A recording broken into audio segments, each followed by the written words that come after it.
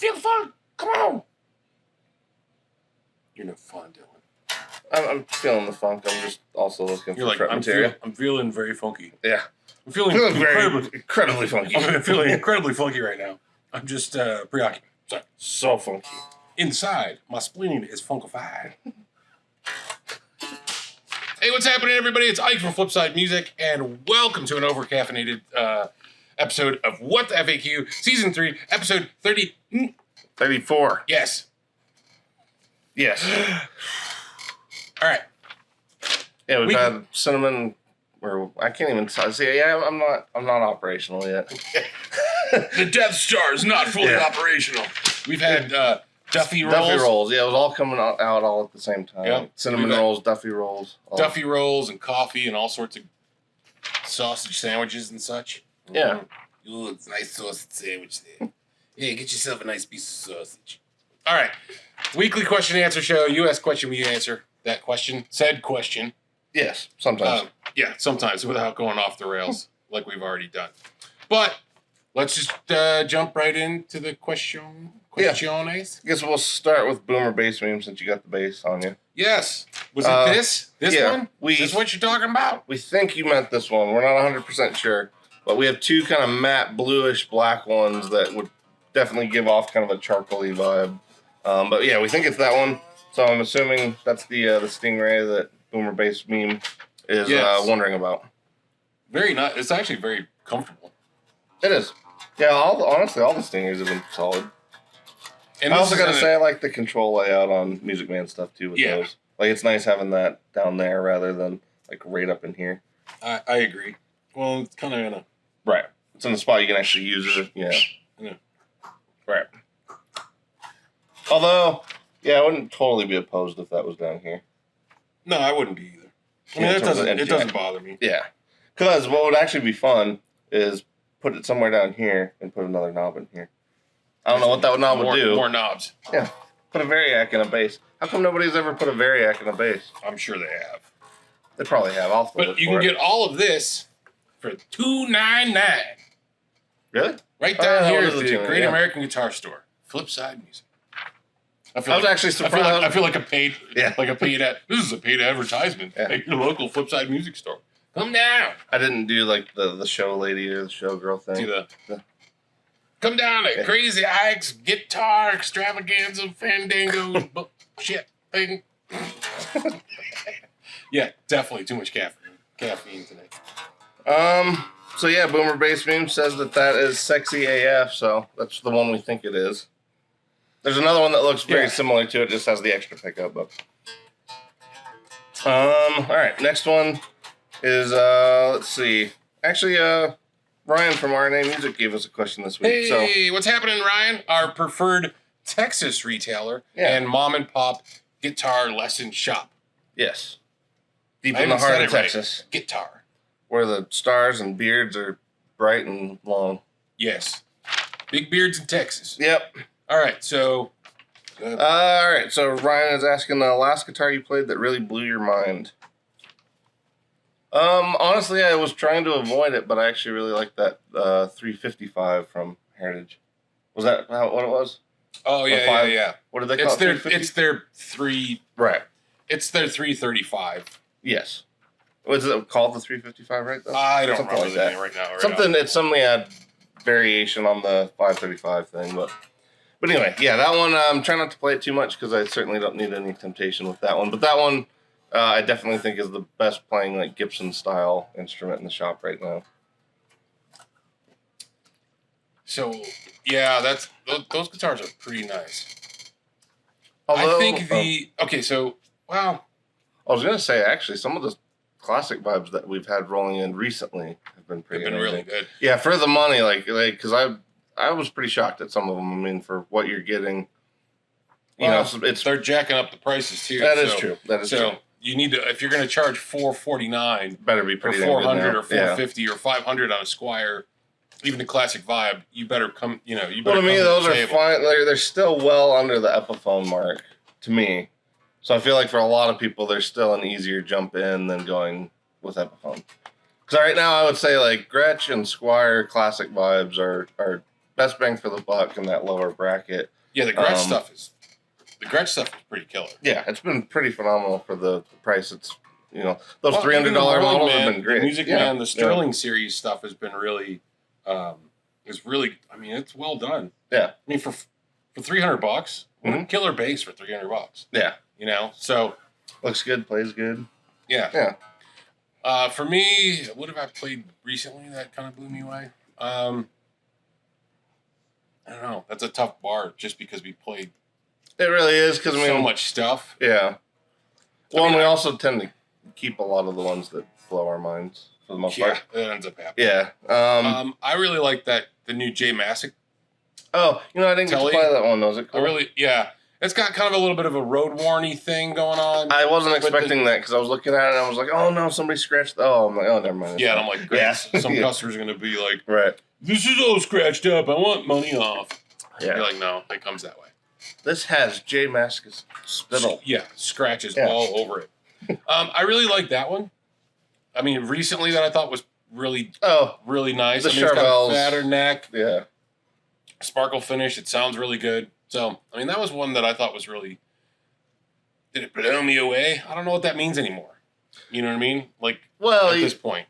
No, I think you do. I mean, I think it's just one of those, like, I think you would keep it at this point if it really got you. Yeah, I mean, because it's like a lot of them don't really get you that much anymore. No, I mean, because I know there's certain ones that you definitely like the look of right away, but once you play them, like, that makes the call. We've got a couple guitars that I've ordered. I'm like, oh, this might be dangerous. Yeah. Then we get it in, and I go, it's not dangerous anymore. No, I was kind of that way with the. I really wanted to love. Well, I still like those Reverend Senseis, but they're just not something I got like, dying to have. But I do think that like that purple RA, or the. I would take that one. Yeah, that one's pretty damn sweet, and that one. I already have a Sensei though, so that's why part of the thing is I love my. I got a Sensei Junior, just the single P90 in it. And I love that guitar. It sounds so good. Did they stop making that one completely? I think it's on. Because there's a customer of ours that's been. It's like an indefinite hiatus. Yeah. Oh, okay. Just because they have other stuff to. Yeah, I mean, Reverend's not. We're not going to see. Right. We have Reverends ordered that are going to trickle in for the rest of the year, but we're not going to see a bulk until next year. I mean, plus they just brought, Sweetwater just picked up Reverend, so of course there's going to be a bunch of that's going to be different. How that's going to work as well. Right. So yeah, I mean, I think those are some of the ones. I mean, anything Charvel we've had recently has also been pretty stellar. Not for every player, but in terms of what it is, for what it's doing, and the price that they're at, I think those have been pretty amazing. Especially they're packing a lot in there. A lot of them, especially any of the ones that have the Fishman sets. Yeah, like they're packing a lot of value in there for the money. So, all right. Next question is from Colin James. Wants to know if there's any new updates on the building. So, new updates on the building. It's hurry up and wait. Still waiting on our building department.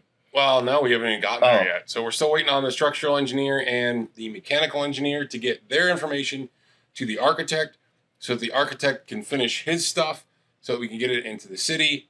And then we can hurry up and wait for the city to get us our permit. Hopefully they can get it done sooner than later. And then we can get started. I want to do a video series. The thing is there's nothing really going on. To document yet. There's I mean, there's a little bit, but nothing that's, hey, here's me grinding some shit on the floor for 2 days. Hey, here's me painting the floor. But I might show you kind of where I'm at least with the warehouse side, and even just give you guys a walkthrough. I think after this amount of time, the guys are probably, especially anybody that we haven't shown here, is just wondering, like, they're curious about what it even looks like at this point. Yeah, so maybe I'll get a video this week. Maybe I'll grab some stuff and I'll throw a video together at the beginning of the new place. The Great American Guitar Store. Yeah. It'll be a destination place in Denver. Really will. I like to think so. Yeah. And if your family gets bored and wants to do some fishing, they can bring some fishing rods, and the river's right there. So it's a whole family experience. All right. Let's see. Sorry, I'm kind of skipping through these just so I don't do the same guys in the same order every time. We can do Ben Coombs real quick, and then we'll leave Nothing Here's for the last one. All right. Ben Coombs asks, What is the fret material used on the new Player Plus series? Doesn't look like nickel. Okay, so sort of mysterious. Yeah, we don't know. Yeah, it doesn't say on the Fender website. Right. As far as it doesn't say on the dealer portal. And therefore it doesn't say on our website either. Right. So I'm guessing it's a nickel alloy. Yeah, usually if they're going to do steel frets at this point, companies like really squeeze that for every little bit they can, and they're like, "Oh man, it's steel frets." Yeah.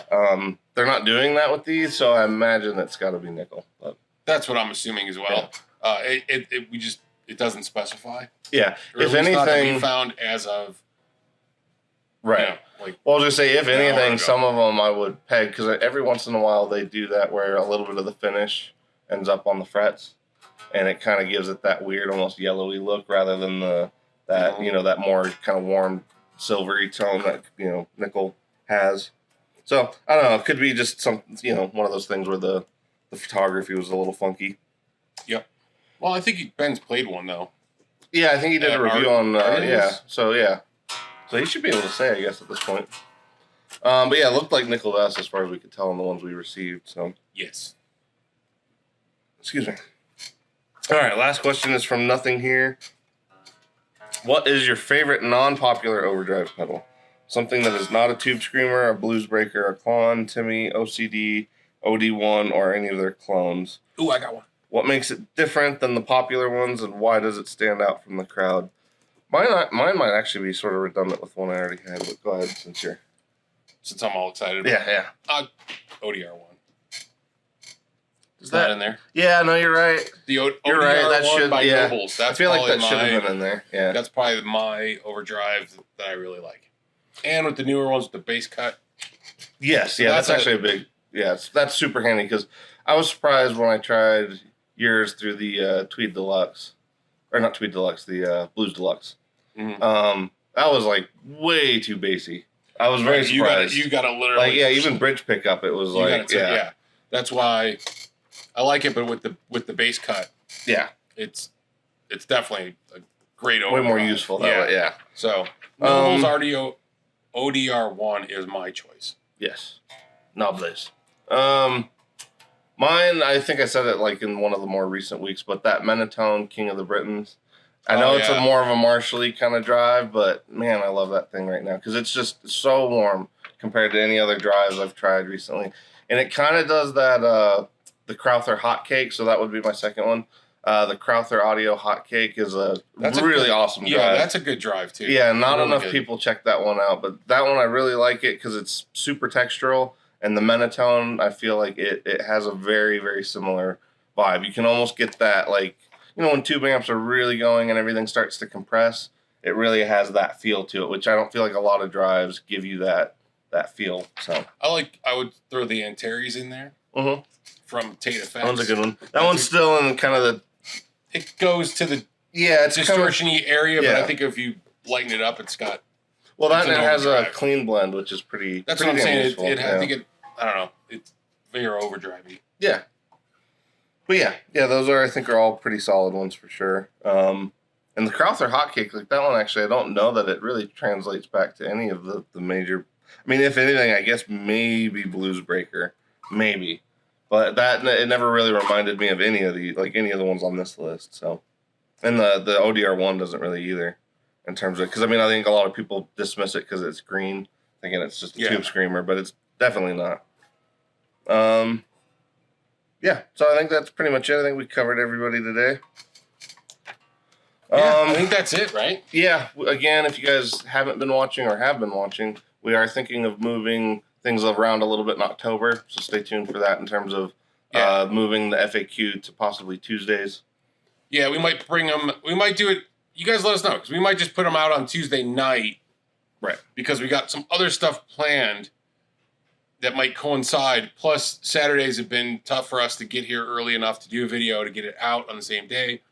Saturdays are usually busy for us, and it worked for a time. It's starting to get to the point now, though, that it's a lot harder than it used to be. Yeah, and then once we're at the new shop, we'll actually have the space always set up, so it won't be as big of an issue. But now, like, this is literally in the middle, so if one of the guys had to get something, they'd just have to walk right through here right now. So it makes it hard to stay focused. Granted, these are not very focused shows, but still, the little bit of focus we do have, we need it. Yeah, focus is not what we're known for. Right. But yeah, so once we get to the new place, it's gonna be different. We have some other ideas for live stuff that may happen during the day, right? Depending on what time, Yeah, we got a lot of stuff we're kind of working on. October is going to be an interesting. Well, let us know if you guys like Tuesdays. Because we were thinking about Tuesday night. Yeah, throwing that out, but then because we may coincide that with doing some live stuff as well. Yes. All right. Well, yeah, it'll progress into that at some point. Yeah. So we're just trying to. And most people don't have shit to do on Tuesdays, so that's why we're thinking Tuesday. What are you doing Tuesday night? Yeah, that's why we think Tuesday could be a good one. Because everybody else is kind of already filling up some of those other days that people are already doing stuff. And honestly, too, like, I do miss most of the guys that do the live stuff because it's always in the evenings and it's always on an evening where shit's actually happening. That we're actually doing. Yeah. So, like, I think Tuesday might be a good spot for us. So, hopefully that'll work. Yeah. So let us know. Yeah. All right. I think that's it. Yep, that's it. All right. We got to get to the rest of our Saturday. We'll catch you guys on the flip side.